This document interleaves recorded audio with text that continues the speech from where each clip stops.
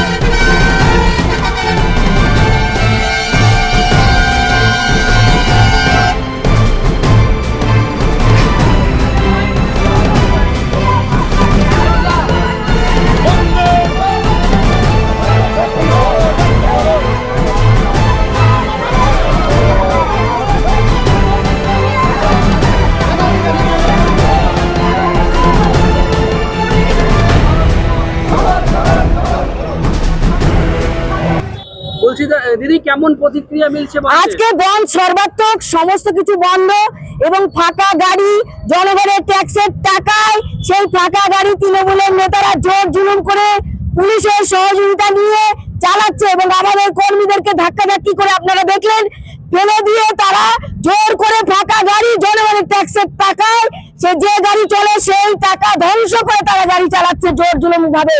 কিন্তু এই আন্দোলন দমন করা যায়নি, যাবে না।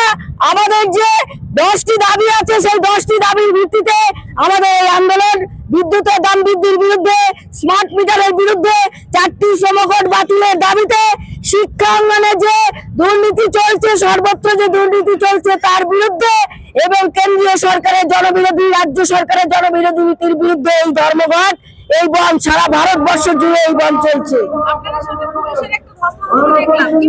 পুলিশ আমাদেরকে জোর করে তারা সরিয়ে দিল এবং তৃণমূলের নেতারা আমাদের জেলা সেক্রেটারি দুলাল রাজবংশী সহ অন্যান্য কর্মীদের গায়ে হাত তুলেছে।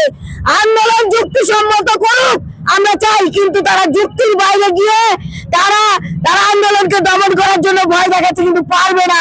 তারা যে ভীত সেটা আজকে বোঝা গেল। কতক্ষণ রাস্তায় আছেন? আমরা সারাক্ষণই রাস্তায় আছি, 24 ঘন্টা রাস্তায় আছি।